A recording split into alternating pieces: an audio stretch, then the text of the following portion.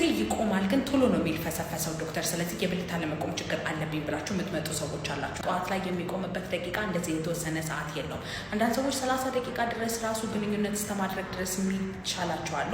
አንዳንድ ሰዎች ደግሞ ተነስተው ዲስትራክተር ሲሆኑ ስልካቸውን አንስተው ወደ ሽንት ቤት ምናምን ሲሄዱ ተመልሶ የሚልፈሰፈስ ነገር ነው። ጠዋት ብልታችሁ ሲቆም ካያችሁት በቂ የሚባል አይነት ደግሞ ጥንካሬ ካለው ጠዋት ብልታችሁ ይቆማል ብለን ልንይዝላችሁ ይችላል። ይሄ ነገር ደግሞ በሳምንት ከ3 እስከ 5 ድረስ ከሆነ ጥሩ ነው ማለት ነው። ግን ጠዋት ላይ በጭራሽ የማይቆም ከሆነ ወይም ደግሞ ሲቆም ልፍስፍስ ከሆነ በተለይ ደግሞ ግንኙነት ላይ መሀል ላይ መልፈስፈስ ወይም ጭራሽ ጥንካሬ የሌለው አይነት አቋቋም የሚቆም ከሆነ የዛኔ የብልት አለመቆም ችግር አለባችሁ ማለት እንችላለን። ማለትም ጡንቻ ላይ፣ ደም ስር ላይ፣ ሆርሞን ላይ፣ ነርቭ ላይ ያሉ ችግሮች ሊኖሩ ይችላሉ። መታችሁ መጠቀም ትችላላችሁ። ስለምትናገሩት ነገር በጣም ተጠንቀቁ። ይህ ነገር በተለይ ለሴቶች ነው። አንድ ጊዜ የብልት አለመቆም በሚያጋጥመው ጊዜ ወይም ደግሞ ቶሎ ሲጨርስ በተለያየ አጋጣሚ የዛን ጊዜ የምትናገሯቸው ነገሮች አይምሯቸው ውስጥ ይቀራሉ።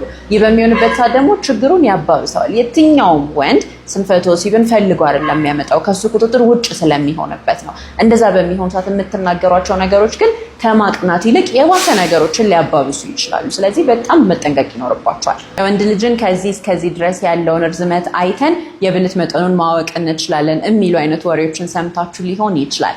ጥናቶች ተደርገው ነበረ። ይህ እጅ ብቻ ሳይሆን የተለያዩ የሰውነት ክፍሎችን በመጠቀም ሰዎች ከዛ ጋር ፕሮፖርሽናል ነው የሚሉ አይነት ወሬዎችን ያወራሉ። ነገር ግን በተደረገው ጥናት ላይ እንደሚያሳየው ከሆነ ይህ ነገር ሁል ጊዜ ልክ ሆኖ የሚገኝ ነገር አይደለም። አንዳንዶቹ ላይ ልክ ሊሆን ይችላል፣ አንዳንዶቹ ላይ ደግሞ ልክ አይደለም። ስለዚህ እነዚህ አሳማኝ የሆኑ እንደዚህ አይነት ነገሮችን የምንገምትባቸው መንገዶች አይደሉም ማለት ነው። ማወፈሪያ አላችሁ ወይ ማስረዘሚያ አላችሁ ወይ የሚል ጥያቄ ሳንጠየቅ የሚያልፍበት ቀን የለም። አብዛኛው እንደዚህ የሚሉ ወንዶች ኖርማል የብልት መጠን ይዘው ነው የሚጨነቁት። ስለዚህ ግትር ብሎ ከቆመ በኋላ ከ13 ሴንቲሜትር እስከ 14 ሴንቲሜትር ከሆነ አቨሬጅ የምንለው ሳይዝ ነው። ነገር ግን መጨነቅ የሚኖርባችሁ መቼ ነው? የብልት አለመቆም ሲመጣ፣ እንዲሁም ደግሞ ቶሎ መጨረስ ካለ፣ ለሁለተኛ ዙሪያ ለመዘጋጀት ካለ፣ እንደዚህ አይነት ነገሮች ሲኖር፣ የፍላጎት ማጣት ሲኖር የዛን ጊዜ መጨነቅ ይኖርባችኋል። እስከሰራ ድረስ ግን የብልት መጠናችሁ ኖርማል ነው። ስለዚህ የሚቀባ ነገር ምናምን እየተባለ ብራችሁን አትጨርሱ። መላላት ሲኖር የሚታየው ነገር በግንኙነት ወቅት የሚኖረው ፍሪክሽን ይቀንሳል። ፍሪክሽን በሚቀንስበት ጊዜ ደግሞ ሴቷም ወንዱም ግንኙነትን ኢንጆይ ማድረግ ያቆማሉ ማለት ነው። ኢንጆይ የማይደረግ ነገር ከሆነ ደግሞ ከጊዜ በኋላ ሁለቱም ይሰላቻሉ፣ ግንኙነት ማድረግ ያቆማሉ ማለት ነው። ይህ ደግሞ ትዳራቸው ላይም ከፍተኛ የሆነ ጫናን ያሳድራል። ወሊድ በኋላ ከጊዜ በኋላ የመጣ መላላት ካያችሁ ይህ መስተካከል የሚችል ነገር ስለሆነ ባዮ ላይ ባለው ስልክ መደወል ትችላላችሁ። መስተካከል የሚችል ነገር ሆኖ እያለ ለምንድን ነው የምትሰቃዩት? አንድ ክላይንቴ ከወለደች በኋላ ረዥም ጊዜ ግንኙነት ሳታደርግ እንደቆየች ነገረችኝ። ይህ የሆነበት ምክንያት ደግሞ በስቲች ነበር የወለደችው እና ስቲቹ በሚድንበት ጊዜ ብዙ ጠባሳ ፈጥሮ ስለነበረ ቦታውን አጥብቦት ነበረ። ግንኙነት ለማድረግ በሚሞክሩበት ጊዜ ምንድን የተፈጠረው? በጣም ህመም ነበረው። ያንን ህመም ፍራቻ ግንኙነትን ማድረግ አቁማ ነበረ። ስለዚህ እንደዚህ አይነት ችግሮች ካያችሁ ከወለዳችሁ በኋላ የሚስተካከል መሆኑን መርሳት የለባችሁ። ከወለዳችሁ በኋላ እናንተም ግንኙነትን ማጣጣም የለባችሁም ማለት ስላይደለ ማለት ነው። ወደ ነበሩበት የማይመለሱ ብዙ ለውጦችን ከወሊድ በኋላ እናያለን። ይህ ግን ሁሉ ጊዜ መጥፎ ዜና አይደለም። ሰውነታችን ምን ያህል አዳፕት የማድረግ አቅም እንዳለው የሚያሳየን ነው። አንዳንድ ለውጦች ግን ህይወታችንን በአሉታዊ መልኩ ሊጎዱት ይችላሉ። ለምሳሌ የግንኙነት ህይወታቸው ከወሊድ በኋላ በጣም የሚጎዳ ሴቶች አሉ። ይህ የሚሆነው ደግሞ መላላት በሚፈጠርበት ጊዜ፣ እንዲሁም በስቲች ከነበረ የወለዱት ደግሞ በስነስርዓት ሳይድን ሲቀር የግንኙነት ህይወታቸውን አፌክት ያደርገዋል። ስለዚህ ይህንን ነገር ለማስተካከል የሚደረጉ ፕሮሲጀሮች ኮዝሜቲክ ሳይሆኑ ነሰሰሪ ናቸው። ምክንያቱም የግንኙነት ህይወት መበላሸት የሚያመጣው ብዙ ጣጣ ስላለ፣ እንዲሁም ደግሞ ከወለዳችሁ በኋላ እናንተም ግንኙነትን ማጣጣም የለባችሁም ማለት ስላይደለ ማለት ነው። ከወሊድ በኋላ እንደዚህ አይነት ችግር ካያችሁ መታከም የሚችል ነገር ስለሆነ የህክምና እርዳታ መፈለጋችሁ እንዳትረሱ። ሁለት ቀላል መንገዶች አሉ በሰውነታችን ውስጥ ያለው የስብ መጠን ከልክ በላይ ነው ወይስ አይደለም የሚለውን ለማወቅ የሚረዱን። የመጀመሪያው ዌስት ሰርከምፈረንስ እንለዋለን። ስዕሉ ላይ እንደምትመለከቱት አድርገን በምንለካበት ጊዜ ለወንዶች ከ102 ሴንቲሜትር በላይ ለሴቶች ደግሞ ከ88 ሴንቲሜትር በላይ የሚሆን ከሆነ ቪሰራል ፋት የምንለው ከፍ ያለ መሆኑን ይጠቁመናል ማለት ነው። ሌላ ሁለተኛው መንገድ ደግሞ ዌስት ቱ ሂፕ ሰርከምፈረንስ ሬሾ እንለዋለን። ወገባችንና ከዛ ደግሞ ዳሌ ለክተን ሁለቱን ሬሾ በምናወጣበት ጊዜ ለወንዶች ከ0.9 በላይ ለሴቶች ደግሞ ከ0.85 በላይ የሚሆን ከሆነ አሁንም ቪሰራል ፋት ከፍተኛ መሆኑን ይጠቁመናል ማለት ነው። ከልክ ያለፈ ውፍረት እንዴት የቴስቶስትሮን ሌቭላችሁን እንደሚጎዳው እናውራ።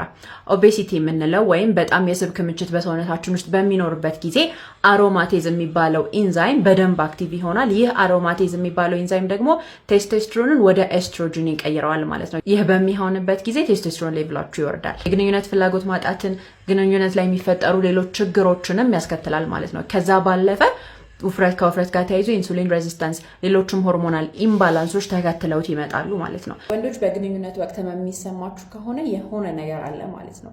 የመጀመሪያው በግንኙነት የሚተላለፉ ኢንፌክሽኖች ናቸው። ሁለተኛ ደግሞ የቆዳ አለርጂ ሊሆን ይችላል። ከዛ ባለፈ መጣመም ካለ እንዲሁም ደግሞ ከዚህ በፊት ትራውማ ከነበረ እና ያ ቦታ ሲድን ስካር ፈጥሮ ወይም ጠባሳ ፈጥሮ የሚድን ከሆነ እሱም በዛ ወቅት ላይ ህመም እንዲኖር ሊያደርግ ይችላል። ስለዚህ እንደዚህ አይነት ችግር ካለባችሁ መታከም ይኖርባችኋል። ሴቶች ላይ ብቻ የሚታዩ ደግሞ የአባላዘር በሽታ ህመም ምልክቶች ምን ናቸው? የመጀመሪያው በግብረ ስጋ ግንኙነት ወቅት ህመም የሚኖር ከሆነ ከወትሮ በተለየ መልኩ፣ እንዲሁም ደግሞ ከግብረ ስጋ ግንኙነት በኋላ ደም መፍሰስ ካለ፣ ሌላኛው ከብልት የሚወጣ በጣም ሽታ ያለው ፈሳሽ የሚኖር ከሆነ፣ ሽንት በምትሸኑበት ጊዜ ህመም የሚኖር ከሆነ እና የሽንት ቧንቧ ኢንፌክሽን በምርመራ ታይቶ የለም ከተባለ፣ እንዲሁም ደግሞ የታችኛው የሆድ ክፍል ላይ የሚሰማ ህመም ካለ፣ እነዚህ ነገሮች የአባላዘር በሽታ ምልክት ስለሆኑ መታከም ይኖርባቸዋል።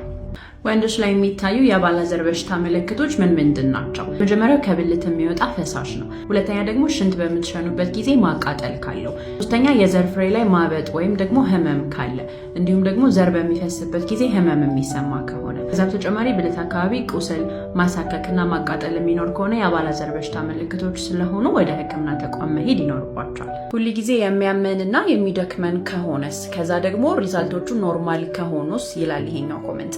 ለዚህ መልስ እንስጥ። ይህንን ክሮኒክ ፋቲግ ሲንድረም እንለዋለን። ዲቢሊቴቲንግ የሆነ ኒውሮሎጂካል ኮንዲሽን ሲሆን ሳይኮሎጂካል አይደለም ወይም የስነ ልቦና ችግር አይደለም። ነገር ግን አክቹዋል ባዮሎጂካል ችግር ኖሮ ምርመራ በምናደርግ ጊዜ ግን ምንም ነገር ሳናገኝ ስንቀር ነው።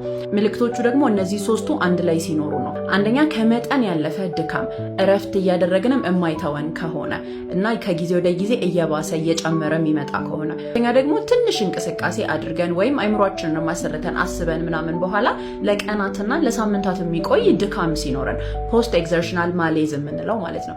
ሶስተኛ ደግሞ እንቅልፍ ተኝተን እንዳላረፈን ሲሰማን፣ በቂ እንቅልፍ ማንተኛ ከሆነ ወይም ደግሞ ለረጅም ሰዓት የምንተኛ ከሆነ ግን ስቲል የድካም ስሜት የሚኖረን ከሆነ፣ እነዚህ አንድ ላይ ሲኖሩና ከ6 ወር በላይ ከቆዩ፣ በተጨማሪ ደግሞ ህመም የሚኖር ከሆነ፣ የኮንሰንትሬት የማድረግ ችግር ካጋጠመን፣ ሚሞሪያችን ላይ ችግር የሚፈጠር ከሆነም እነዚህም ተጨማሪ ምክንያቶች ሊሆኑ ይችላሉ። ጊዜው ክሮኒክ ፋቲግ ሲንድሮም መድኃኒት የለውም። ምክንያቱም ችግሩ በስነስርዓት ስለማይታወቅ ጀነቲክ ሊሆን ይችላል፣ ፖስት ቫይራል ኢንፌክሽን ነው ተብሎ ይታሰባል። እዚህ መላምቶች ስለሆኑ ያሉት ችግሩ በስርዓት ከምን እንደሚመነጭ ስለማይታወቅ ለማከም ትንሽ አስቸጋሪ ነው። ስለዚህ የምናደርገው ምንድነው? ምልክቶችን ነው የምናክመው ማለት ነው። ህመም ካለ ህመም ማስታገሻ እንሰጣለን። እንቅልፍ የሚያስቸግራችሁ ከሆነ ስሊፕ ሃይጂን በማስተካከል እንቅልፍን ለመተኛት የሚረዱ ነገሮችን በመውሰድ እያደረግን ነው የሚታከመው ማለት ነው። እነዚህ ምልክቶች ካሉባችሁ የኩላሊት ጠጠር ሊሆን ይችላል። የመጀመሪያው በቀኝ ወይም በግራ በኩል የሚነሳ ድንገተኛ የሆነ ከባድ ህመም ወደ ታች የሚሄድ ካለ፣ ሁለተኛ ደግሞ ማቅለሽለሽና ማስመለስ የሚኖራችሁ ከሆነ፣ ሶስተኛ ሽንታችሁ ደም የሚቀላቅል ከሆነና እንዲሁም ደግሞ በምትሸኑበት ጊዜ ህመም የሚኖር ከሆነ፣ እነዚህ ምልክቶች የኩላሊት ጠጠር መኖሩን የሚያሳዩ ስለሆኑ ወደ ጤና ተቋም መሄድ ይኖርባቸዋል። የምናክምበትን መንገድ የሚመራን የጠጠሩ መጠን ነው። ለምሳሌ ጠጠሩ ከ5 ሚሊ ሜትር በታች ከሆነ የምናየው ነው የሚሆነው። ሰርጀሪ አያስፈልግም አብዛኛውን ጊዜ በራሱ ስለሚያልፍ። ስለዚህ ማስታገሻና ውሃ በደንብ እንድትጠጡ እንላቸዋለን። ጠጠሩ ከ5 እስከ 10 ሚሊ ሜትር ድረስ ከሆነ ደግሞ ከማስታገሻና ውሃ በተጨማሪ ጠጠሩ እንዲያልፍ የሚያደርጉ አልፋ ብሎከርስ የሚባሉ መድኃኒቶች አሉ። እነሱን እንጨምራለን። ነገር ግን ከ5 እስከ 10 ሚሊ ሜትር ያሉት ሁሉም ያልፋሉ ማለት አይደለም። የማይወጡ ከሆነ ሰርጀሪ ሊደረግላቸው ይችላል። ከጠጠሩ በተጨማሪ ደግሞ ሌሎች የምናያቸው ምልክቶች አሉ። እነሱ ካሉ ደግሞ ለእነዚህም በሰርጀሪ ሊወጡ ይችላሉ ማለት ነው። ሶስተኛው ደግሞ ሰርጀሪ ነው። ከ10 ሚሊ ሜትር በላይ ከሆነ አብዛኛውን ጊዜ ሰርጀሪ ነው የምናደርገው፣ ትልቅ ስለሆነ በራሱ ያልፋል ብለን ስለማናስብ ማለት ነው። አንጀት ቁስለት በሁለት መንገድ ይታከማል። የመጀመሪያው ሜዲካል ነው፣ መድኃኒቶች አሉ የሚወሰዱ። ሁለተኛው ደግሞ ሰርጀሪዎች አሉ የሚሰሩ። እዚህ የምንወስዳቸው መድኃኒቶች ብዙ አይነት ነው ያሉት። ስቴሮይዶች ሊሆኑ ይችላሉ፣ ሳሊሳይሌትስ፣ ኢሚን ሞጁሌተርስ የሚባሉ ባዮሎጂክስ የመሳሰሉ አሉ።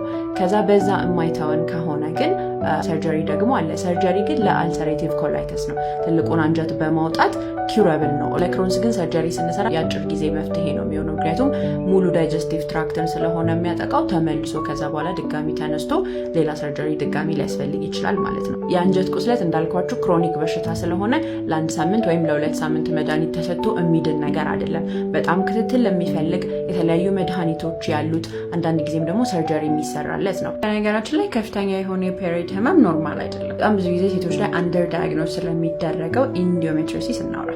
ኢንዶሜትሪዮሲስ ማለት በማህፀን ውስጥ የሚኖሩ ኢንዶሜትሪያል ቲሹዎች ከማህፀን ውጭ ሲገኙ ማለት ነው። በኦቨሪ፣ ፋሎፒያን ቲዩብ፣ አንጀት፣ የሽንት ቱቦ እና ሌሎችም የሰውነታችን ክፍሎች ላይ ኢንዶሜትሪያል ቲሹዎች ሲኖሩ ኢንዶሜትሪዮሲስ እንለዋለን። የዚህ ምልክቶች ደግሞ አንደኛ ከፍተኛ የወር አበባ ህመም ነው። ሁለተኛ ደግሞ በወር አበባ ጊዜ ብዙ ደም መፍሰስ፣ ሶስተኛ በግንኙነት ጊዜ ህመም፣ አራተኛ ደግሞ የመፀነስ ችግር ወይም የኢንፈርቲሊቲ ኢሹዎች ናቸው። ይህ ችግር የማይታከም ከሆነ ከህመም ባለፈ ኢንፍላሜሽኑ ስካር ቲሹ ስለሚፈጥር ኦርጋንና ሌላ ኦርጋን እንዲጣበቅ ያደርጋል። ያ ደግሞ ኦብስትራክሽን ወይም ሌሎችንም የጤና ችግሮችን ያስከትላል። የምናክመው የመጀመሪያው የህመም ማስታገሻዎችን በመውሰድ ነው። ነን ስቴሮይዳል አንቲ ኢንፍላማቶሪ ድራግስ የምንላቸው በጣም ተመራጭ ናቸው፣ እንደና ኢቡፕሮፌን አይነት ያሉት ማለት ነው። ሌላኛው ደግሞ ሆርሞናል ኮንትራሴፕቲቮች ወይም ሆርሞናል የወሊድ መከላከያዎችን መውሰድ ነው። ከዚህ ባለፈ ግን አንዳንድ ጊዜ ደግሞ ሰርጀሪም ይሰራል። በሰርጀሪ ኢንዶሜትሪያል ቲሹዎችን ማውጣት ይቻላል ማለት ነው። የደም ማነስ አይነቶች ምን ምንድን ናቸው? በጣም ብዙ ናቸው። ነገር ግን ዋናዎቹ ልንገራችሁ። አንደኛው በንጥረ ነገር እጥረት የሚመጡት ናቸው። ቫይታሚን ቢ12 ዴፊሽንሲ፣ ፎሌት ዴፊሽንሲ ወይም አይረን ዴፊሽንሲ አኒሚያ የምንላቸው አሉ። ከዛ ደግሞ ከመቅኔ ችግር ጋር ተያይዞ ደግሞ ይመጣ ፕላስቲክ አኒሚያ የሚባል አለ። ሌላ ደግሞ ደም መፍሰስ ካለ ከአደጋ ጋር ተያይዞ ወይም ደግሞ የወር አበባ በጣም የሚፈስ ከሆነ ደግሞ ከእሱ ጋር ተያይዞ የሚመጣ ደግሞ አለ። ሌላኛው ደግሞ ካንሰር ካለ፣ የኩላሊት ችግር፣ የጉበት ችግር እንዲሁም የአንጀት ደግሞ ኢንፍላማቶሪ የሆኑ ችግሮች ካሉ ለረዥም ጊዜ የሚቆዩ እነሱም አኒሚያ ኦፍ ክሮኒክ ዲዚዝ የምንለውን ያስከትላሉ። ሄሬዲተሪ የምንላቸው ደግሞ አሉ። እነሱም ደግሞ ብዙ አይነት ናቸው። አብዛኛውን ጊዜ አይረን ዴፊሽንሲ አኒሚያ ነው ብዙ ሰዎች ላይ የሚከሰተው። ስለዚህ አይረን ነው የምንሰጠው። ብዙ ጊዜ አይረን የምንሰጠው ደግሞ እንደ ሄሞግሎቢን ሌቭላችን ይለያያል። በአፍ የሚወሰድ ሊሆን ይችላል። በአይቪ የሚሰጥ አይረን አለ። በቀኝ በኩል ከፍተኛ የሆነ የሆድ ህመም ካላችሁ ይህንን ቪዲዮ ተመልከቱት። አብዛኛውን ጊዜ የሐሞት ጠጠር ሲኖር ሰዎች ምልክትን አያሳዩም።